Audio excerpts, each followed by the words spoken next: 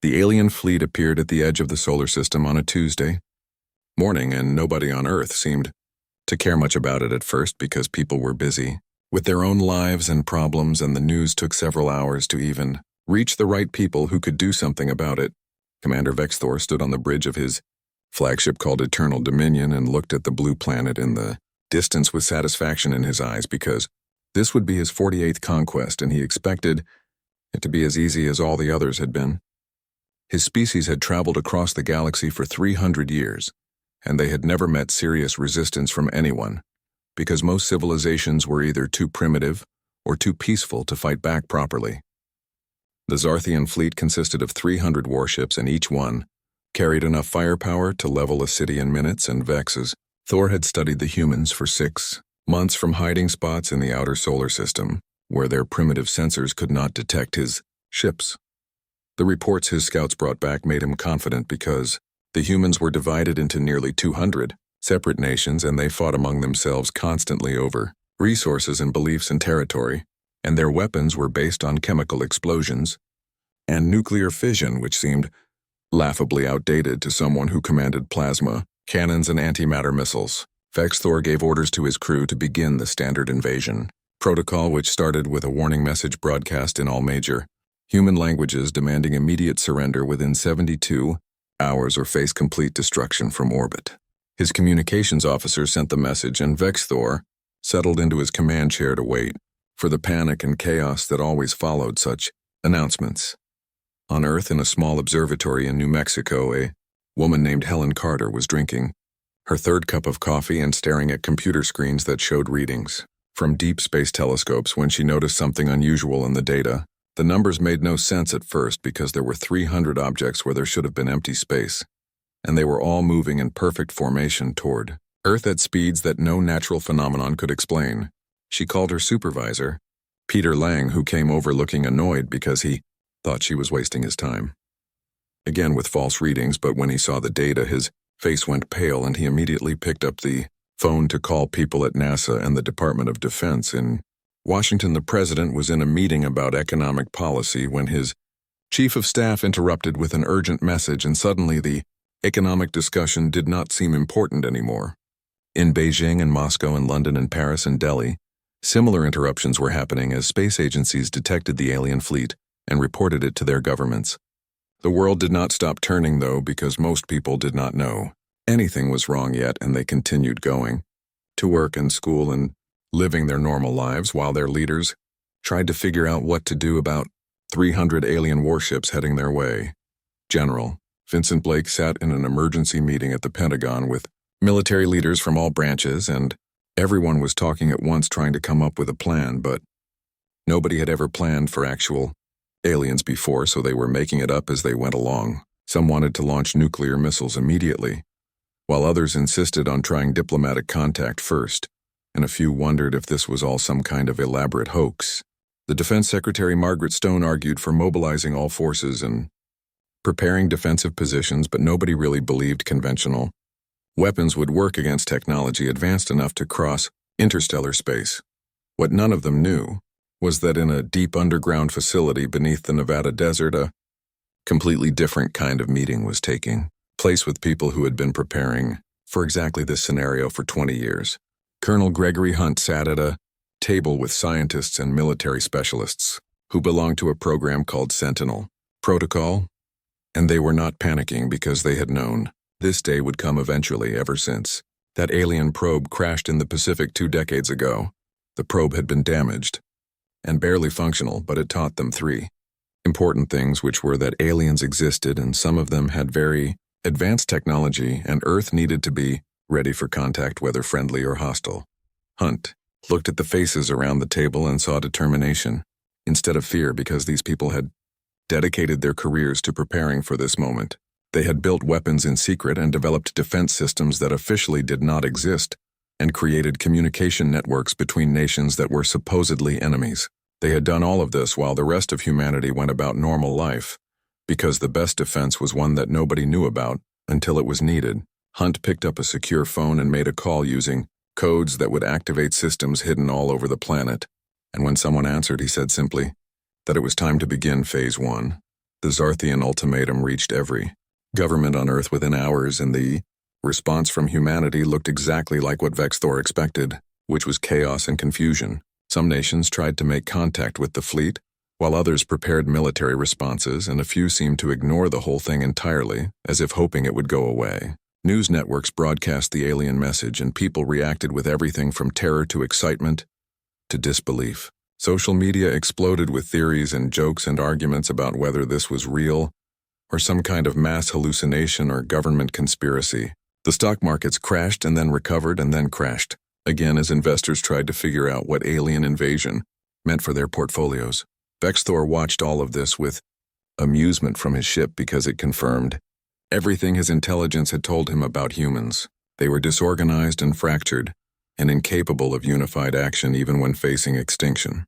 He began making plans for where to land his troops first and which cities to target for the initial bombardment that would break their will to resist. His tactical officers prepared detailed attack plans, and his soldiers checked their weapons and armor in preparation for ground operations. The 72-hour countdown had begun, and Thor had no doubt about how it would end, because it always ended the same way, with surrender or destruction, and either outcome was acceptable to him. What he did not see was the network of encrypted communications flowing between military installations on every continent, or the weapons systems being quietly activated in hidden locations, or the defensive satellites moving into new positions in orbit under the guise of normal operations. He did not notice that while humanity appeared to be in chaos, there was an underlying pattern to the chaos, like a dance where everyone knew their steps, even though they seemed to be moving randomly. The humans were looking away from his fleet and focusing on their own disputes and problems, and Vexthor took this as more evidence of their primitive nature. He would learn very soon that humans were excellent at watching things from the corner of their eye while appearing to look elsewhere, and that underestimating them was a fatal mistake that he would not get a chance to repeat. The 72 hours passed with agonizing slowness for the people of Earth who knew what was coming. But for Commander Vexthor, the time went quickly as he finalized his attack plans and prepared his forces for what he believed would be an easy victory. When the deadline expired, he gave the order to begin the assault, and his weapons officers activated the electromagnetic pulse cannons that would destroy all electronic systems on the planet below and leave the humans helpless in the dark. The invisible beams shot down from orbit at the speed of light and struck major cities across every continent, and Vexthor waited for the reports of total systems failure that should come within seconds. The reports came back, but they were not what he expected, because his tactical officer reported that power grids on Earth had flickered and dimmed for about 40 seconds before coming back online as if nothing had happened.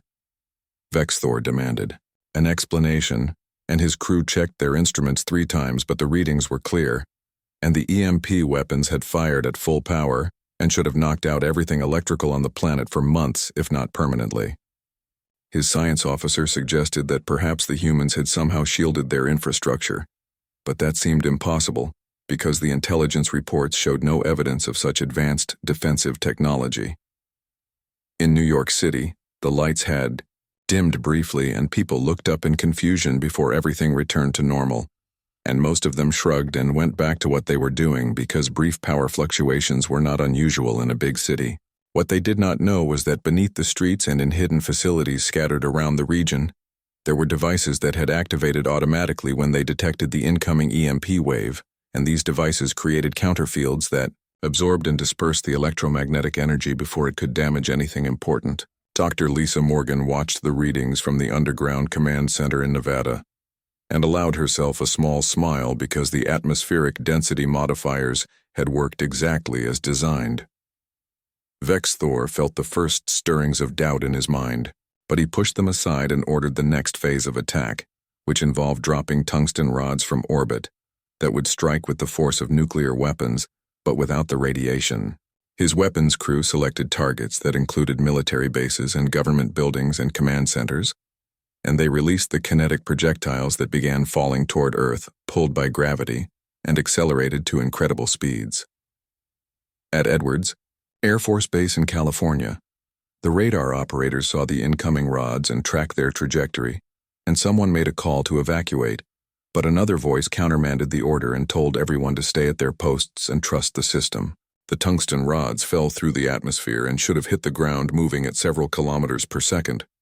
But something strange happened when they reached an altitude of 60 kilometers above the surface. Their speed began to decrease, rapidly as if they were moving through thick syrup instead of thin air, and by the time they reached the ground, they were moving slow enough that they hit with the force of regular bombs instead of city killers. The damage was minimal and easily repairable, and Vexthor stared at his screens in disbelief because this should not be possible, and his science officer had no explanation for why the kinetic weapons had lost almost all their velocity.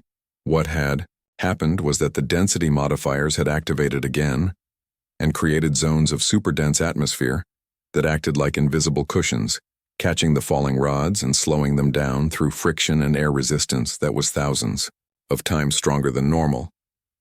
The technology was based on principles that humans had learned from studying the crashed alien probe 20 years ago, and they had spent 2 decades refining it and testing it and preparing it for exactly this kind of attack.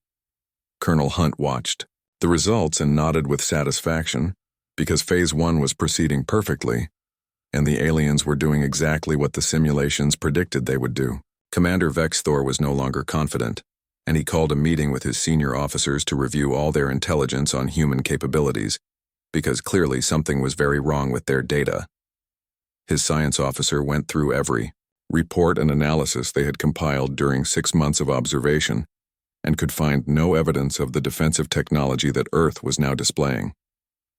The tactical officer suggested that perhaps the humans had hidden their true capabilities deliberately and made themselves appear weaker than they actually were, but this idea seemed ridiculous because what species would hide their strength when being observed by a superior force?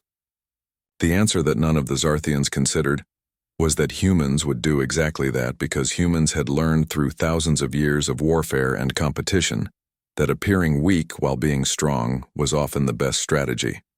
On Earth, various military forces were now moving into position, but their movements looked scattered and uncoordinated to anyone watching from space. Fighter jets scrambled but stayed in defensive formations, and naval vessels moved around, but did not take aggressive postures, and missile systems activated, but did not fire. And to Commander Vexthor, this all looked like exactly what he expected from a primitive, disorganized species. He made a decision to prove his dominance, and he ordered his weapons crew to target the International Space Station, where 12 humans lived and worked in orbit. A single plasma bolt would vaporize the station instantly and show Earth that he was serious about his threats and perhaps shock them into surrender. The plasma cannon charged and fired, and the bolt of superheated matter contained in magnetic fields streaked through space on a perfect trajectory toward the station. The astronauts aboard the ISS had been watching the battle unfold below, and they knew they were likely targets, but they had orders to stay calm and trust the Sentinel protocol. 300 kilometers from the station, a series of small satellites suddenly activated, and these satellites were no bigger than washing machines, and they had been placed in orbit 3 years earlier, under cover of a telecommunications project. The satellites were not weapons, but simply reflective surfaces angled with mathematical precision, and when the plasma bolt encountered the first surface, something interesting happened to it. The magnetic containment field that held the superheated plasma together began to wobble and destabilize, and as the bolt passed through 6 more reflective surfaces positioned in a careful sequence, the magnetic field failed completely, and the plasma dispersed harmlessly into the vacuum of space like a puff of steam.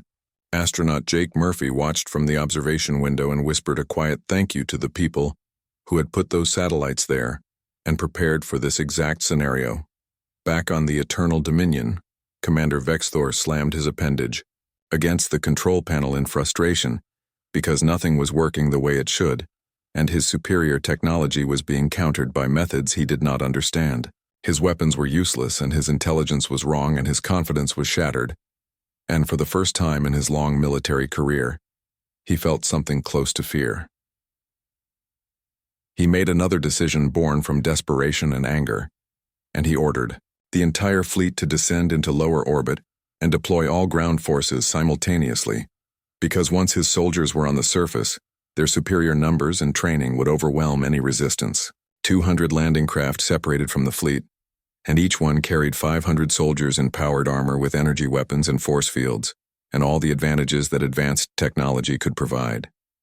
They began their descent toward landing zones carefully selected in remote areas away from major population centers, where they could establish beachheads without immediate opposition.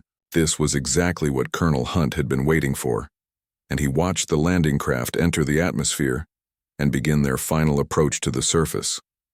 He opened an encrypted communication channel that connected to military units positioned near every single landing zone, and he spoke clearly into his microphone, telling all units that they were now cleared to engage and authorized to show the aliens why humanity had been preparing and waiting.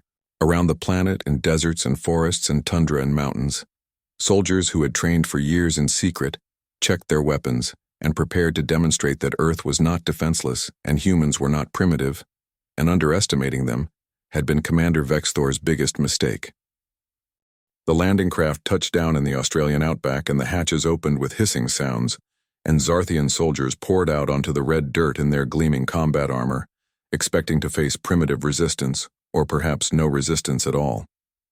They moved with practiced efficiency, and set up their defensive perimeter with shield generators that created shimmering energy barriers, and began scanning the area with sensors that could detect life forms from kilometers away. What they did not know was that 5 kilometers to the north, Captain Nathan Cross was watching them through advanced optics and waiting for the order to engage with weapons that the Zarthians had no idea existed. The order came through his earpiece, and Nathan spoke calmly to his unit, telling them that weapons were free and they could begin the attack. From hidden bunkers disguised as natural rock formations, massive railgun emplacements emerged and locked onto the Zarthian positions with targeting computers that calculated wind speed and trajectory, and a dozen other factors in microseconds.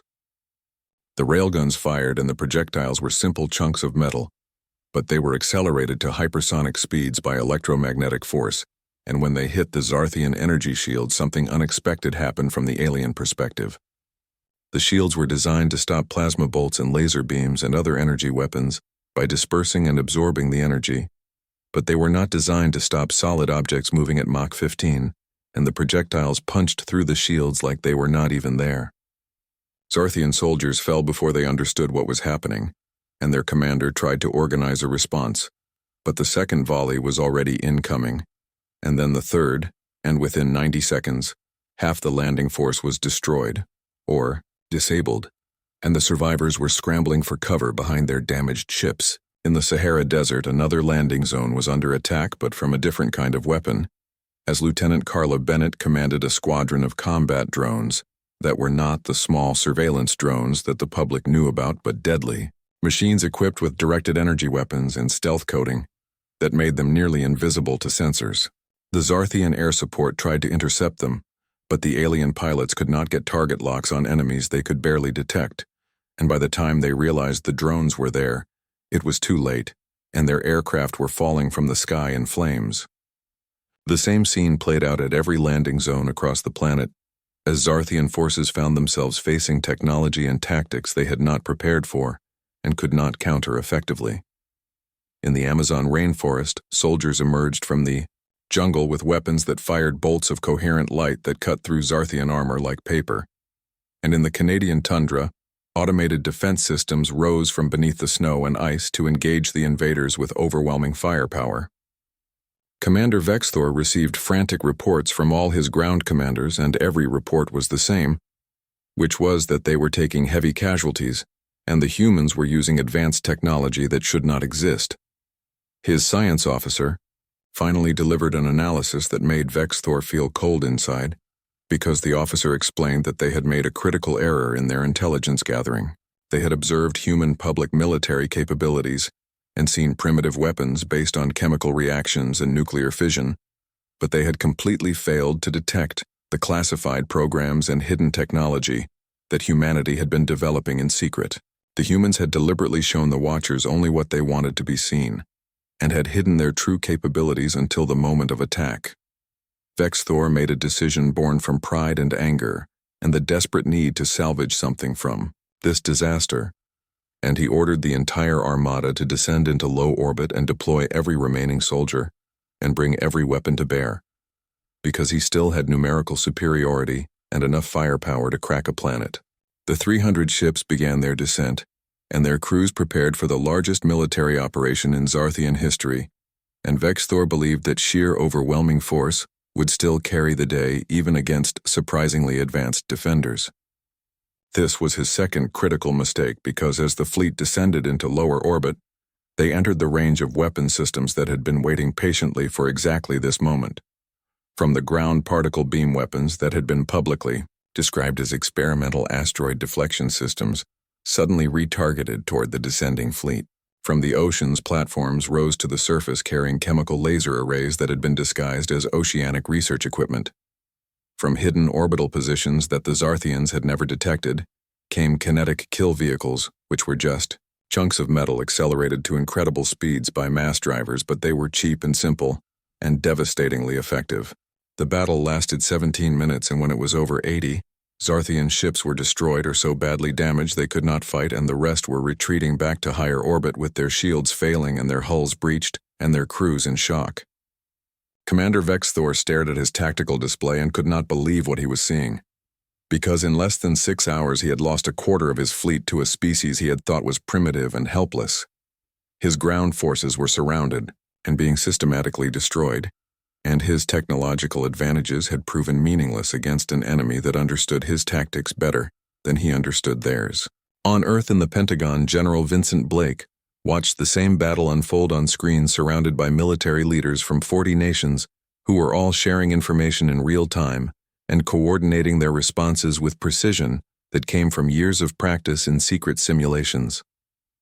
The Sentinel Protocol had always known that if aliens came, they would see human divisions and conflicts and assume that Earth could not mount a unified defense, and so the protocol had made sure those divisions were exaggerated and visible, while the real cooperation happened in hidden channels. President Richard Hayes appeared on screens around the world and spoke to billions of people who were watching in fear and amazement, and he told them the truth about the Sentinel Protocol and how nations had been cooperating secretly for 20 years to prepare for this exact scenario. He explained that the conflicts and disagreements they saw between countries were real, but not the whole story, and that humanity had always been capable of unity when facing external threats. The people listening did not know whether to feel relieved or angry that such massive secrets had been kept, but most felt a surge of hope because the defense was working. In orbit, Commander Vexthor made his most desperate decision yet, because he could not accept defeat and could not return home in disgrace, and so he ordered his crew to prepare the Stellar Breaker, which was a weapon banned by every civilized species, because it could crack a planet's core and cause geological catastrophe. His weapons officer hesitated because using such a weapon would mark the Zarthians as monsters in the eyes of the galaxy, but Vexthor overrode the objection and gave the final authorization code to arm the weapon. The Stellar Breaker began charging, and its massive power requirements drew energy from every system on the ship, and the lights dimmed and crew members looked at each other with fear in their eyes, because they knew what this meant. The weapon would destroy Earth, but it would also destroy any hope of the Zarthian Imperium being seen as anything other than genocidal murderers, and their civilization would be shunned and hunted, and they would have traded short-term victory for long-term destruction. But before the weapon could finish charging, every screen on the Eternal Dominion went dark, and the lights failed completely, and the engines stopped and communication ceased, and the only systems still working were life support and basic environmental controls. Throughout the Zarthian fleet, the same thing happened as ship after ship went completely dark and dead in space, and crews sat in emergency lighting wondering what had just happened. The virus that Dr. Helen Carter and her team had designed had been spreading through the fleet's computer network since the first EMP exchange, and it had been dormant and undetectable, waiting for the right trigger conditions. When the Stellar Breaker began charging, the virus activated simultaneously across every ship and shut down everything except life support, because the humans were not murderers and did not want to kill helpless crews floating in space. Colonel Hunt sent a message to the disabled Zarthian fleet on all emergency frequencies, and his words were translated by the same systems the Zarthians had provided when they issued their surrender demand.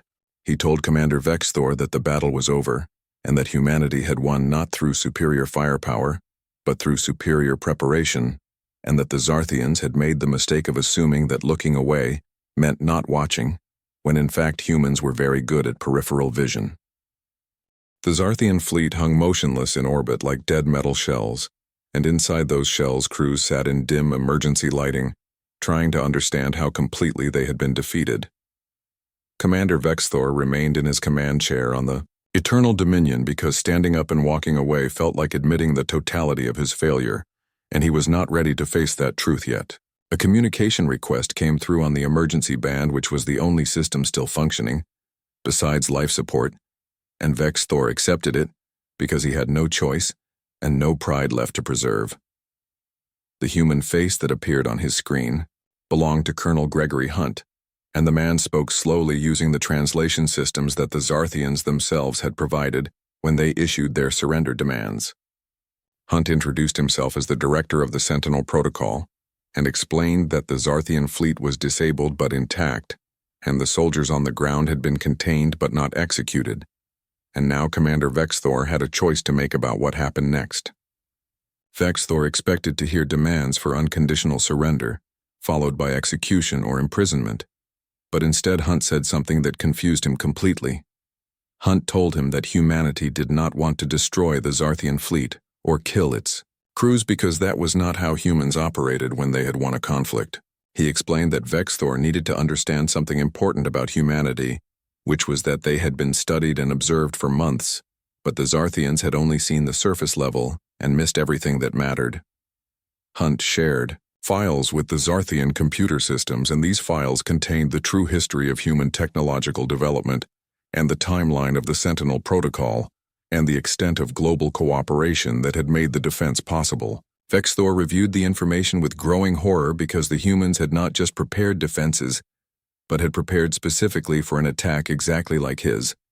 They had studied the crashed alien probe 20 years ago and learned what technology might exist in the galaxy, and they had extrapolated what weapons other species might use and built countermeasures for all of them. They had created a unified command structure in complete secrecy, while maintaining the appearance of division and chaos, and they had done it so well that 6 months of intensive observation had revealed nothing. On Earth, in various containment facilities, Zarthian soldiers who had survived the ground battles were being held in conditions that confused them greatly. They were given food compatible with their biology and medical care for their wounded and comfortable quarters, and respectful treatment, and none of this made sense according to Zarthian culture, where defeated enemies were shown no mercy. Lieutenant Carl Fisher was overseeing one facility in Canada, and a Zarthian officer named Corval asked him through a translator why the humans did not simply kill their prisoners, since that would be the logical thing to do with enemies who had tried to conquer their world. Carl thought about the question for a moment and then explained that killing defeated enemies who were no longer a threat served no purpose, and that humans generally preferred to learn from their enemies rather than simply destroy them.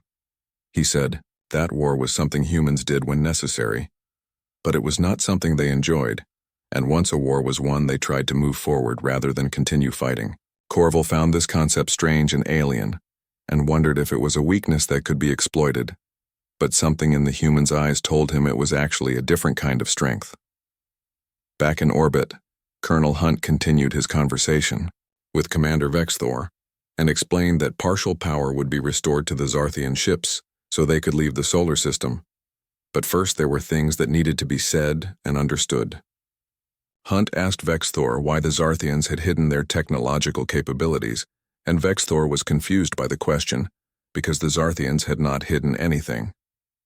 Hunt smiled and explained that this was exactly the point, because announcing that you have power makes you a target while appearing weak and being strong gives you options. The implications began to sink into Vexthor's mind as he realized that humanity had deliberately maintained the appearance of primitive disunity while secretly developing advanced defenses and unified command structures. They had been watching, the Zarthians watched them, and had controlled what information the observers received and had shaped the entire encounter from the beginning. Every assumption Vexthor had made was based on information the humans had wanted him to have, and every plan he had developed was countered by defenses the humans had prepared in advance. Dr. Lisa Morgan appeared on the screen beside Colonel Hunt and explained how the virus had been inserted into the Zarthian computer systems. She told Vexthor that the EMP weapons he fired at Earth in the first attack had created electromagnetic carrier waves, and the humans had piggybacked their code onto those waves and injected it into every ship that fired. The virus had spread silently through the fleet's networks for hours, waiting for the right moment to activate. And that moment came when the stellar breaker began charging, because the humans could not allow a planet-killing weapon to be used. Vexthor asked what would happen if the Zarthians returned with a larger fleet and more ships and overwhelming force that could not be stopped by tricks and viruses. Hunt's expression became serious, and he explained that the Zarthians had attacked with 300 ships and lost a quarter of them in hours, and that should tell Vexthor something important. He said that humanity had shown the Zarthians exactly what they wanted to show them and nothing more, and implied strongly that there were capabilities and weapons and strategies that had not been revealed because they were not needed. This was partially a bluff because the Sentinel Protocol did have a few more surprises, but not enough to defeat a truly massive fleet with thousands of ships. But Vexthor had no way of knowing what was real and what was deception. The uncertainty itself was a weapon, and Hunt wielded it skillfully by suggesting that returning with more force would simply reveal more hidden human capabilities. Vexthor realized that even if he survived and returned home, he could never be certain whether another attack would succeed or simply reveal deeper layers of human preparation. President Richard Hayes joined the communication along with leaders from China and Russia and India and Brazil and the European Union, and they all spoke with one voice about how humanity had achieved cooperation. They explained that humans argued and competed and sometimes fought, but when facing an external threat, they remembered that they were one species on one planet. They told Vexthor that conflict was not weakness, but rather how humans tested ideas and improved systems, and that unity did not require uniformity. Vexthor listened to these leaders from vastly different cultures and political systems speaking together in coordination and realized that his entire understanding of power and control was flawed. The Zarthian Imperium ruled through fear and force and maintained order through oppression, but these humans had achieved cooperation through choice and maintained unity through shared purpose. He asked what would happen now, and Colonel Hunt told him that the Zarthians would take their soldiers and leave and return to their empire, and tell their leaders that Earth was protected and humanity was not primitive. Hunt added one final warning, that if the Zarthians returned with hostile intent, they would discover capabilities that had remained hidden during this encounter. He said that humanity preferred peace, but was thoroughly prepared for war, and that underestimating them once had been educational, but underestimating them twice would be fatal. Vexthor understood the message clearly, and he knew that he would recommend to the Imperium Council that Earth be left alone, and that humanity be approached with respect rather than conquest. Over the next 3 days, power was gradually restored to the Zarthian ships, and their soldiers were returned from the surface along with their wounded and their dead. The humans had treated the bodies with respect according to what information they could gather about Zarthian funeral customs, and this gesture surprised Vexthor more than anything else because it showed a level of cultural consideration that suggested humanity thought about other species as people, rather than simply as enemies or resources. When the last soldier was aboard and the fleet was ready to depart, Vexthor made a final recording in his log about the encounter and what he had learned. The Zarthian fleet began its long journey away from Earth's solar system, with damaged ships and wounded pride, and a story that would change how the galaxy viewed humanity forever. Commander, Vexthor sat in his command chair and watched the blue planet grow smaller on his screens, and wondered how many other species had made the same mistake he had made by assuming that appearance matched reality. His final log entry stated clearly that the Zarthian Imperium should abandon conquest as a strategy and approach humanity with offers of alliance, rather than threats, because these people had shown that unity through choice was stronger than unity through force. On Earth at the containment facility in Canada, Lieutenant Carl Fisher watched the last transport shuttle lift off, carrying Zarthian prisoners back to their ships. Officer Corval had paused before boarding and made a gesture that the translator interpreted as a formal bow of respect, and Carl had returned it with a salute. Corval said through the translator that if they ever met again under better circumstances, he would remember the kindness shown to defeated enemies, and Carl replied that he hoped such a meeting would happen, because learning from other species seemed more interesting than fighting them. Dr. Helen Carter stood in her observatory in New Mexico and tracked the Zarthian fleet as it departed using the same telescopes that had detected its arrival weeks ago. She thought about the probe that had crashed in the Pacific 20 years ago, and how it had changed everything by proving that humanity was not alone in the universe. That probe had been a warning, even though its creators never intended it that way, and humanity had listened to the warning and prepared, and now they had survived first contact with a hostile species. She whispered a quiet thank you to the unknown aliens who built that probe, because without it, Earth might have been completely helpless. In the underground facility in Nevada, Colonel Gregory Hunt addressed the full Sentinel protocol team for the first time in public rather than in secret. Over 1,000 people from 50 nations filled the room, and these were the scientists and engineers and military personnel and intelligence analysts who had worked in complete secrecy for 2 decades.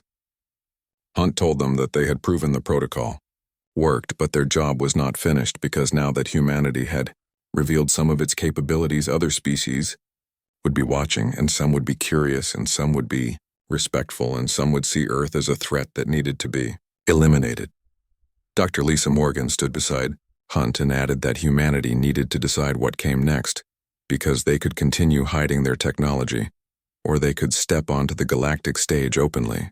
The debate that followed lasted for hours and involved people from dozens of different cultures and political systems, all trying to find the right path forward. Eventually, a consensus emerged that humanity should maintain some secrecy about their most advanced capabilities, but should also begin reaching out cautiously to other species, because isolation was no longer possible or desirable now that the galaxy knew Earth existed. President Richard Hayes made another address to the world, and this time he shared more details about the Sentinel Protocol and its history and the cooperation between nations that had made the defense possible. The public reaction was complicated because some people were angry about the secrecy and felt betrayed that governments had hidden such important information. Others were grateful that their leaders had taken the threat seriously and prepared properly. Most people were simply stunned by the revelation that humanity had been in contact with alien technology for 20 years, and nobody had known about it. In the months that followed, Earth began to change in ways both obvious and subtle as the unity forged in secret started to emerge in public. Nations that had cooperated against the Zarthian threat found it easier to cooperate on problems like climate change and economic inequality and resource distribution. The phrase heard most often in diplomatic meetings was that if humanity could unite against aliens, then surely they could unite to solve problems on their own planet.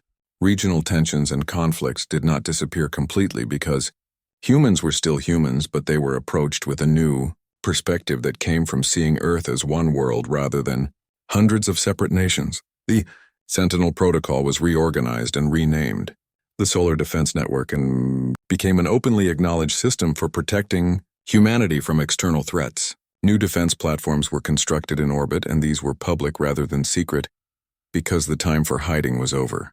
But Colonel Hunt and his successors made sure that some programs remained classified, because the lesson of the Zarthian attack was not just that humanity needed defenses, but that humanity needed options that potential enemies did not know about.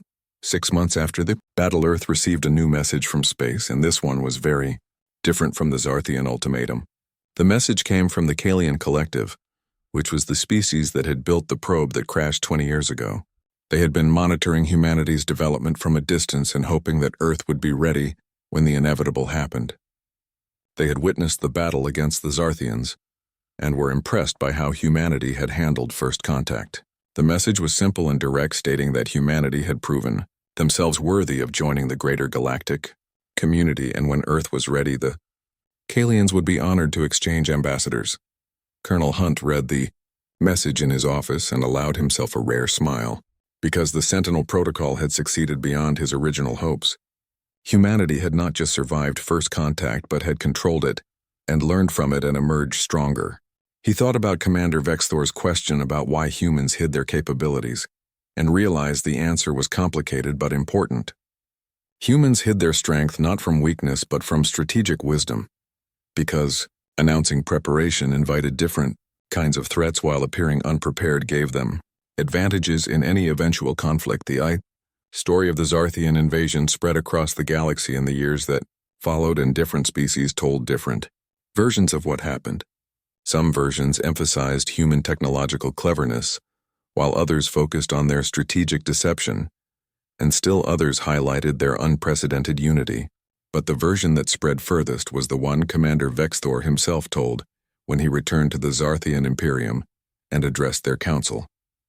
He told them never to assume a species was weak because they appeared distracted, and never to assume they were unprepared just because preparations were not visible, and most importantly, never to underestimate a species that had learned to watch the stars while managing their own problems. Thor explained to the council that the humans had scarcely looked their way during the approach, and the Zarthians had interpreted this as dismissiveness or ignorance when in fact the humans had seen everything perfectly well. He said that humanity's greatest strength was not their technology or weapons or even their unity, but rather their ability to appear ordinary while being extraordinary. They could seem focused on mundane problems while preparing for exceptional threats, and they could look away while watching everything, and this combination made them far more dangerous than any species the Zarthians had encountered before. Earth life continued as people went to work and raised families and pursued dreams, and the alien invasion became history that children learned about in school. But beneath the surface, the Solar Defense Network continued its work because the people who ran it understood something fundamental about humanity. They understood that humans were never more unified than when facing an external threat, but they were also never more creative than when solving problems, and never more determined than when protecting their home. The Zarthian Armada had assaulted Earth while humanity scarcely looked their way, and they had learned too late that humanity's glance was all they needed, because humans were very good at peripheral vision and even better at surprising people who underestimated them.